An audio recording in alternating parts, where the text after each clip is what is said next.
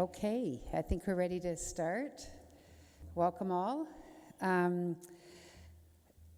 People interested, this is a Planning Strategic Initiatives Committee meeting for June 17th, 2024.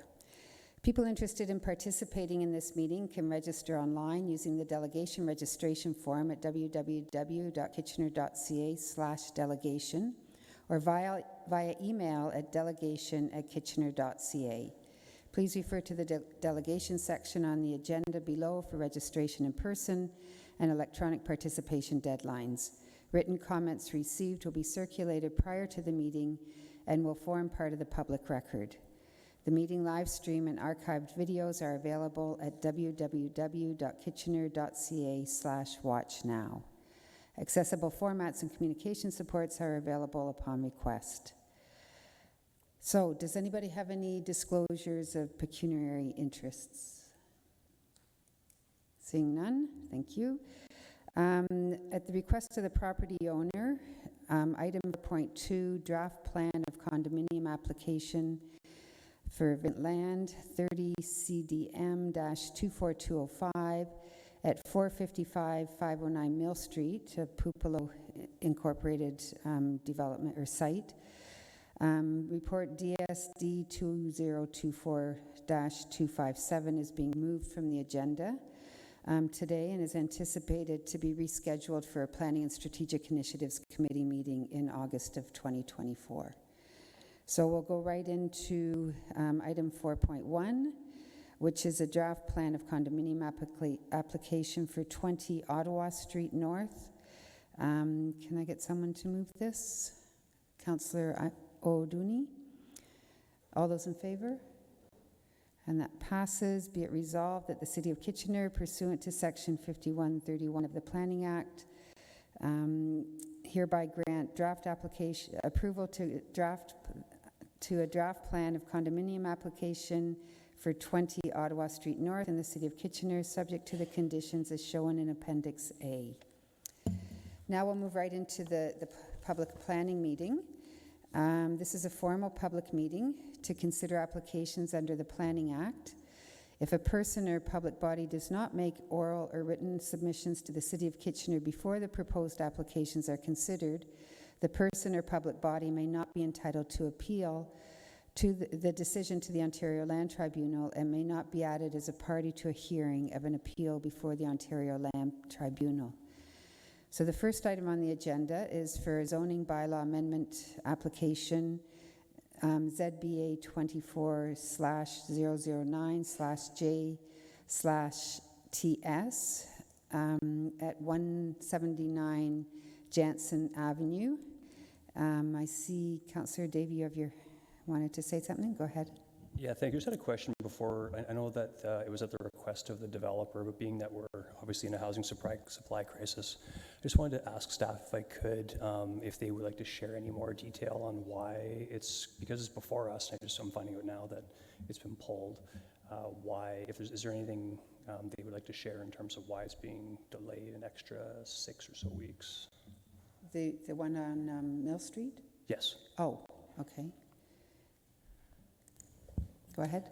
Through you, Madam Chair, it is at the request of the developer and the landowner to defer until August. The vacant land condominium is filed under Section 51 of the Planning Act, which pertains to subdivision of land. We are still in negotiations on our parkland dedication bylaw and related appeals, so we want to continue to have those discussions independent of any decision. We are nearing conclusion on those, so we do believe that we'll be in a position to bring this report back in August. There are no impacts to the deliverable of the project as a result of this deferral. That's helpful. Thank you. Okay, thank you. So we'll start this next item with a presentation, a 5-minute presentation by Tim Sattler. Go ahead. Whoops. When you're ready. Thank you. Good afternoon, Chair, Mayor, and members of Council. I'm here today to make a recommendation for approval of a zoning bylaw amendment to facilitate the development of a 56-unit multiple dwelling in the form of stacked townhouses. On this slide, I'll first discuss the context of the neighborhood. The site is municipally addressed as 179 Jansen Avenue, which is an interior lot that has frontage onto Jansen Avenue and is in close proximity to Fairway Road North. The surrounding neighborhood is comprised of low-rise residential uses with single detached dwellings, semi-detached dwellings, and multiple dwellings all surrounding the property. The lot frontage along Jansen is approximately 20 meters, and the site itself is approximately 0.72 hectares in area. It should be noted that the site has been vacant for an extended period of time, as it was a formal landfill in approximately the 1920s. The applicant is aware of this and is taking the appropriate measures for remediation and has submitted environmental site assessments which have been reviewed by staff. On this slide, I'll discuss the proposed concept. The site is proposed to be developed with three-story stacked townhouse buildings consisting of 12, 20, and 24 units for a total of 56 units on the property. A total of 67 parking spaces are being provided, and they have been located within kind of the center area of the property. Outdoor amenity spaces are also being provided, as well as Class A and Class B bike storage spaces. This slide contains the proposed zoning map. The lands are proposed to be designated Residential 5 Zone, or Res 5, from the established Res 4 zoning. This is to permit the stacked townhouse dwelling form, as stacked townhouse dwellings are not permitted within the Res 4 zoning. Site-specific regulations are also required for an increase of FSR from 0.6 to 0.75 and to prohibit geothermal wells on the site. A holding provision is also being requested for regional approval of a record of site condition and a stationary noise study. This slide is a rendering of the proposed elevations of the townhouses. The elevations will be reviewed further by staff at the future site plan stage. Now I'll speak briefly about the current opportunity of this application. The opportunity is to create 56 new residential dwelling units while creating them on a vacant existing interior site. This provides gentle intensification within an established neighborhood with adequate municipal services. And the development will contribute to the diversity of housing stock within the neighborhood by providing multiple dwellings in a low-rise setting. Now I'll summarize the details of the zoning bylaw request to change the zoning from Res 4 to Res 5 to permit the multiple dwellings in the form of stacked townhouses, to establish a site-specific floor space ratio of 0.75 and prohibit geothermal wells. As also mentioned, a holding provision on the site is required and will be lifted once the region has given approval to the record of site condition and stationary noise study. In summary, the proposed application represents good planning principles and is consistent with provincial, regional, and the city's planning policies. And that concludes my presentation, and happy to answer any questions at the appropriate time. Thank you very much. Councillor Schneider, is your question for staff?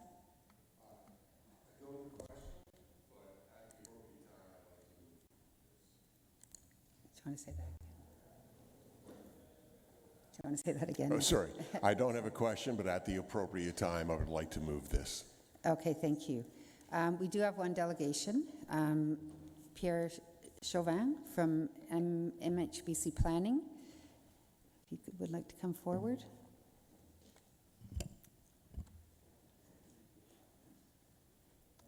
When you're ready, go ahead.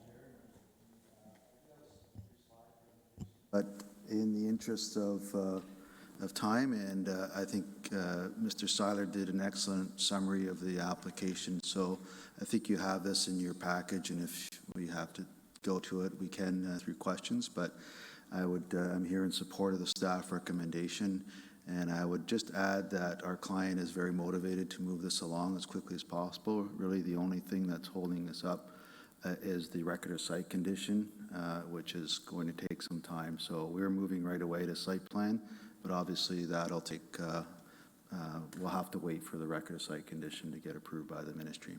So happy to answer any questions. Okay, thank you.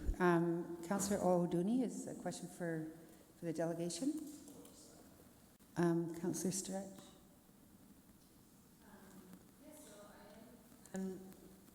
I'm leaning towards supporting this. Just in your plans here, I do see some green space and some good setbacks here. Are there any plans to make some community space accessible for outdoor use?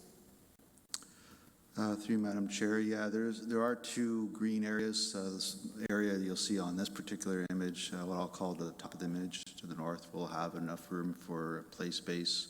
The smaller green area to the south will be more passive and probably some benches and seating, but there will be enough room to have some active play space on the property for the future residents of this development. Great, thank you. Any other questions for the delegation? Councillor Johnston?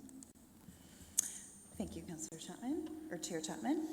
And thank you so much for coming in. And to follow up on Councillor Stretch's question, will there be a spot here to be able to put a playground or something in there?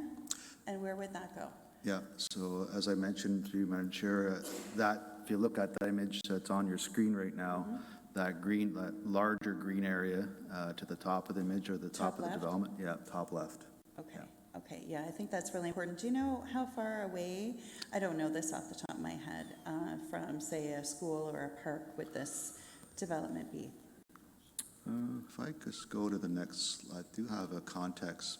Can I operate this? Okay, yeah, it might be difficult to see on this screen, but in the, if you look on your screen, you may be able to see the surrounding community facilities.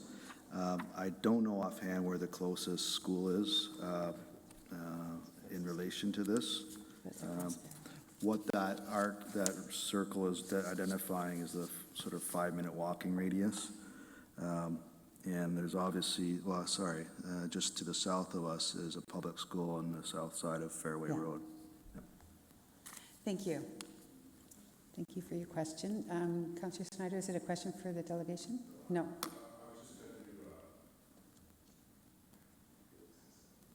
I was just going to assist with the answer. Howard Robertson Public School is very close, and Oaton Park, which has just been renovated with a brand-new community garden and new facilities, is there. And it's also close to the Centerville Chicopee Community Center and Morgan Park. So it's a great location. Okay, thank you. I don't see any other questions for you. Thank you for coming in. Any questions for staff? Councillor Oladuni? Thank you very much, Madam Chair. Yeah, this looks great. I'm loving it. I just want a clarification around parking spaces and how we have conversations with developers around this. I mean, 56 units, 67 parking spaces, so probably 1.1 or whatever the math is around that. But do developers inform, people that purchase these properties that you're allowed only one parking spot? Or is that just something that people should assume and know when they purchase these properties? So through the chair, I believe the intention is for this to go through the condo application further on. So each unit would be sold a parking space. We designated one parking space per unit. Okay. So that most likely will be in their condo agreement that they would be aware of when they purchase the property. That there would only be one space designated for their use. Okay. I think the concerns that I had read, there were just concerns from neighbors around parking on the road over a period of time as people have more than one, and it's just something that people should think about. But I love this. This looks great. Thank you. Okay, thank you. So, Councillor Schneider, you're moving the proposal, the motion. Any comments? Councillor Snyder? This is a great infill. It's a space that has been underused for many years. It's a great neighborhood with lots of amenities nearby, and really excited to see people being able to live in this area. Okay, thank you. If there are no other questions, all those in favor? Okay, and that passes. So be it resolved that zoning bylaw amendment application ZBA 24/009 JTS requesting to amend zoning bylaw 2019-051 for 100589420 Ontario Inc. be approved in the form shown in the proposed bylaw app number 1 attached to report DSD 2024-2051 as attachment A. Thank you. Next, we have Lived Experience Working Group, report DSD 2024-2027. And we'll start off with a brief report or comments by staff, Natalie Goss, Garrett Stevenson, Director of Development and Housing Approvals will provide opening remarks, and then we'll go with some opening remarks from Charlie. So, go ahead. Okay. Good afternoon, and thank you, Chair, for the introduction. We're here today to celebrate and to mark the success of the 2-year pilot for our Lived Expertise Working Group. We've been working closely, Ms. Goss and myself, with the Liveds for about 15 months now. We came into the program once it had already started, and we have spent a lot of time building relationships and learning and gaining understanding from people with lived expertise within our community. We have worked together on projects.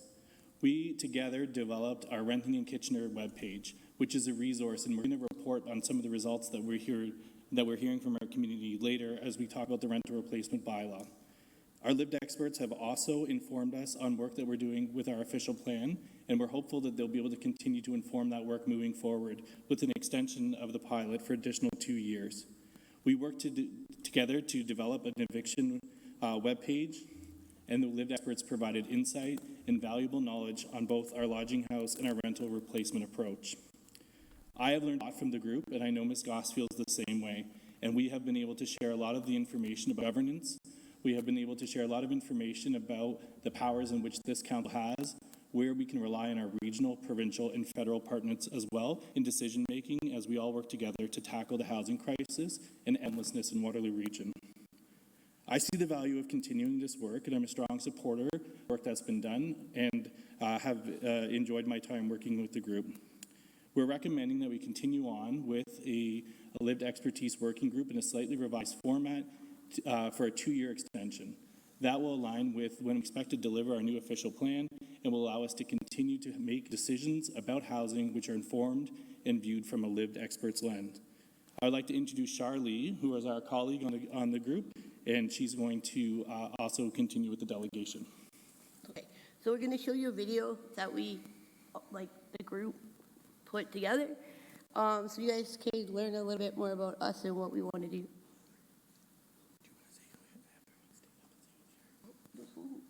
That's Malik, that's Donald, that's Mayday, that's David. I'm sorry. That's all. There's more of us, we just aren't here. Natalie and Garrett. Garrett only likes coming to the meetings because he eats the pizza. We are honest with each other. So as Char's indicated, the Lived Expertise Working Group would like to share the work over the last 2 years with the video. Yeah. And then if you have questions, I'll answer after that. Okay, welcome. You can see the shot in the monitor right here. You can see what you look like. It's way better black and white. Way better. Hello. Hello. Well, it just rose. This angle is good. Great. Okay, great. Hello. Hi. How's it going? Good.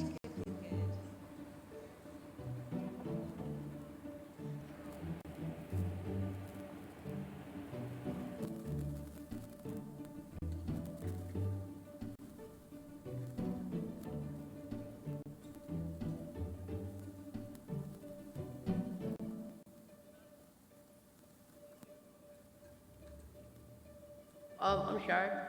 I've been working with homeless people for like over half my life, probably since I was 15.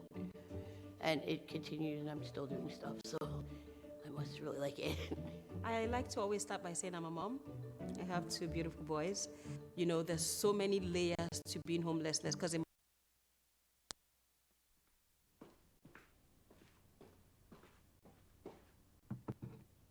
Okay, welcome. You can see the shot in the monitor right here. You can see what you look like. It's way better in black and white. Way better. Hello. hello. this angle is good. Yeah, that's great. Okay, great. Okay, let's roll. Hello. Hi. How's it going? Good, good, good, good.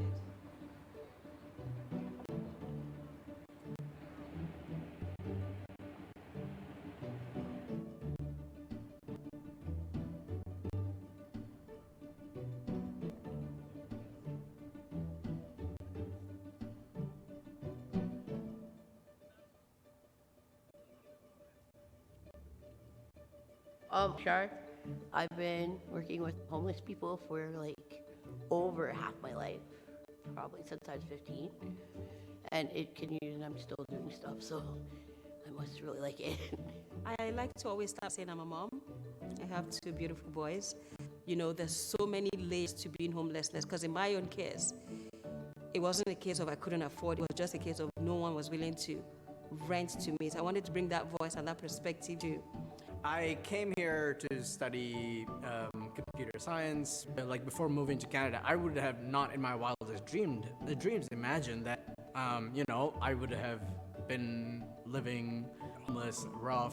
I had a convenience store in downtown Kitchener. I saw people experiencing homelessness, and as I got to know the people, I found out that the people that were mostly hanging out at my store were people who could not or didn't want to live in the shelter. So from then on, I started a pop-up shelter, and that went on for a bit until I got evicted. I was homeless myself, and being part of Tent City, I wanted to be part of the decision making on how we lived and where we went. So it's not an issue of black and white. It's not an issue of good and evil. At the end of the day, we're all human beings. You know, if you think about your own children, anything could happen in their life. Life happens. That's why it's called LIFE. So all of us somehow have experienced something along the lines of either not having a home or having precarious housing situations. And what we're hoping to do with the Loog is to work together with counselors and work together with politicians to be able to shape a better way of dealing with the housing crisis. Lived expertise plays a vital role in decision making for cities moving forward, because lived experts are the people that have been impacted the most by these policies. It's non-negotiable. Like, you need lived experience, because until you have lived it, you're never going to really understand what that means. Most folks who end up on council don't end up experiencing homelessness. Like somebody like me, Julian, David, like we're all on the ground. The people that's working in the city and the region, they don't see what we see. So when somebody's talking to us about like trying to housing and they're not there yet, or what paperwork they need, or how to fill it out, or all the Loog has been there, so know where to send them. It's not fair for like the little guy if our voices aren't heard. So how do we do that? We get people at a table and we say, okay, what are our economic problems? What are our economic solutions? If you're really looking at it from a money perspective too, it's actually more expensive to have people homeless and treat day-to-day symptoms of homelessness rather than to actually house people. if that money was channeled into providing housing first, where we already know if someone has a space where they call their home, it allows you to bring out best self. And the fact that the city is actually trying, I commend them for that. I'm proud of the city of Kitchener, and I think they're learning from us. I think the Loog was a driving force in that. There's still a lot of work to be, but at least in the Loog, our voices get heard. We're now working with city planning, and that's going pretty good, actually. Incorporating these experiences is the right thing to do, and the region is seeing that, and I think we're making good strides towards it. If we continue on this path of working together, not working against, there's nothing but the best has come out of this. Everyone should be housed. There is no reason why we live in Canada we have homeless people. Over the last like year and a half, this group has made people see different. So this group needs to stay. Like, it just can't quit. This is me getting emotional. I don't get emotional often. I just think that it's a no-brainer. Like, and again, like I said, I want to believe that folks are really keen on making meaningful change. And if that is true, then you want to do it with lived expertise. That's where Luke comes in. Right? Perfect. Is there anything else you want to add? No, you feel like you've said.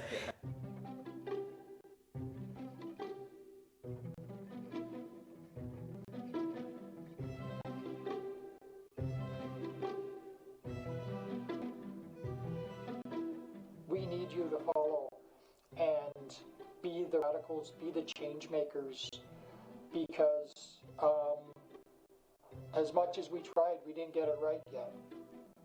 So, there are big issues to deal with, so go for it. Pick one, get involved, stay involved. Any last comments or things you'd like to add? It's only a dumb idea until you do it. So don't let anybody tell you you can't do it.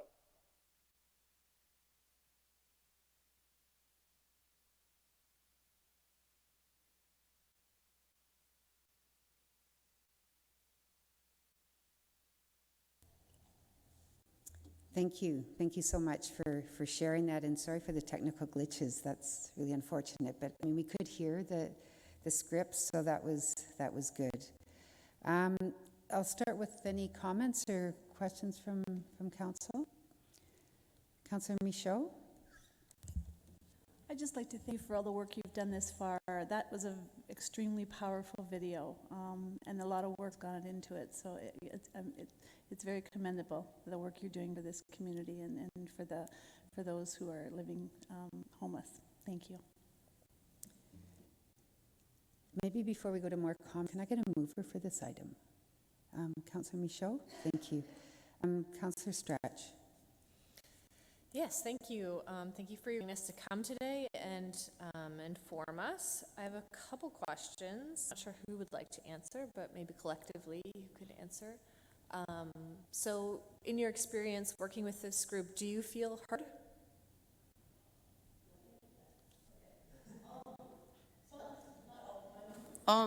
I feel heard when it comes to you, Garrett, Natalie, and my group. You guys don't always listen.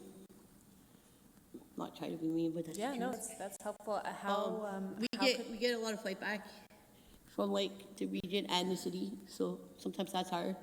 But we see it every day and we believe in it, so we're gonna do it. Mm-hmm. How do you believe we could do better? Just listen, and be honest. There's stuff I don't understand. We all understand that there's stuff you guys cannot tell us. I get that. We all get that. But if we ask a question, if we could do something, and you guys say, your team says no, give us a reason why. Don't just say no, or be like, I don't know for sure. I have to ask somebody to get the right answer that I tell you. Don't be like, oh, maybe, and then we either take that maybe, we run with it, we do it, and then get in trouble for doing it, or we don't do anything and something happens. So just be honest with us. Just be honest. Yeah. Okay, thank you. And now, is your group closed, or No. could a council member come to a meeting? Or? Yep. Yes. Okay. Great. And We've had people come. We've had nights where everybody's come. great. Yeah. Okay, and there are no service providers, anyone representing any other not-for-profit group in your group, correct? No, that's not right. I can just jump in, so some of the lived experts, they gain their lived expertise through peer worker programs. So several agencies such as Sanguine and Aqua have peer work agencies, and so some of our lived experts are still working as peer workers or employees through those agencies, but they all have their own own experience as well. It's just some of them are still connected to other agencies through the peer worker programs. Can you speak into the mic? Sorry. Yeah. Some of our members are connected to agencies through peer worker programs such that as Sanguine and Aqua both run peer worker programs. Mm-hmm. And would you see any value in, someone representing an organization, working with people who are precariously housed or living close to the streets? Would that be helpful, or are you happy Not in with this how group. it sits? Not in this group. No, we're good with it. We Great. got people that we need in this group. But there is, was a process for the, appointment of the current members. Right. And that process will continue as new spots open up, so do that recruitment. When we do that recruitment, we reach out throughout the whole social service sector to see agencies, are there people who are doing this kind of advocacy and lived experience Yeah. in your networks that you would recommend, and then that's, so there will be more recruitment in the coming Great. months. Great, thank you for answering my questions. Councillor Deneau, is that a question for the delegation? Yeah. Go ahead. I just want to say thank you. That was actually really, really, really powerful video, and so for all those involved, thank you for your honesty and your sincerity and sharing your stories. And so my question is the video shareable? I understand this is the first time we've seen it, but is it able for to be sent to us to share? Yeah, essentially, once we were done this meeting, we were going to sit down with planning department to talk about, now that we've done this, what should we do with this communication material? So we will work with the planning department to, reach out to you to let you know all about the communications plan. Technically, you can have a video if you say yes. If you don't say yes, we're keeping the video confidentiality. At the risk of interrupting Char's very hard negotiating, it will be part of the record, and we will provide a link as part of the minutes and be able to host the video. So I know there's some technical glitches. I do recommend going and watching it again, but it'll be available for sharing and for public consumption. Okay. Awesome, thank you. If you say yes. Great, thank you. Any other questions for the delegation? I should have, or for staff? No? Councillor Snyder? Thank you, Chair Chapman. In talking with my fellow councillor, O'Dooney, is there or could there be somebody who is like a student housing or new to Kitchener who's part of this lived experience group? So we do have two of the current members of the Liberties Working Group have experience through coming through as international students, but we have identified that we want to be connecting with student housing issues even further. So we were going to prioritize in the next round of recruitment is particularly students connected to Conestoga College, because we know that's an important voice center. Okay, thanks. Okay, any questions or comments? Councillor Deneau. Thank you. Thank you, Chair. And I just want to thank our staff for working so diligently on this group. I was saying to Councillor Stretch earlier this afternoon, we have great staff.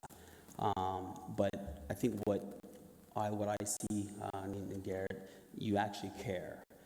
And it's hard to find in this world. People actually care about what they're doing. And so thank you very much for everything done. And obviously we're not done yet, but I look forward to seeing what the group and you guys come up with in the next while. So thank you very much. Yeah, if there are no other comments, I just want to say that thank you, Char, for your honesty and your presentation.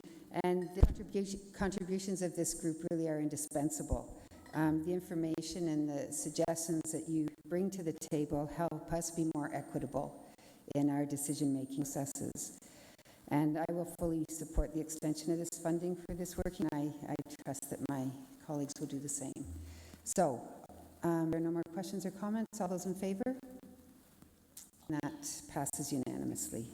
So be it resolved that the Lived Experience Working Group pilot be extended to June 2026 as outlined ESD 2024-277 and be resolved by City staff to allow for the continued implementation of Kitchener's housing strategy and a continued Lived Experts lens official plan project. So thank you all for coming in. So that you can have the movie. That means we get a copy of the video? Okay. Thank Thank you. So that's all for this section of the meeting. We'll take a recess, I guess, and go into the special council meeting.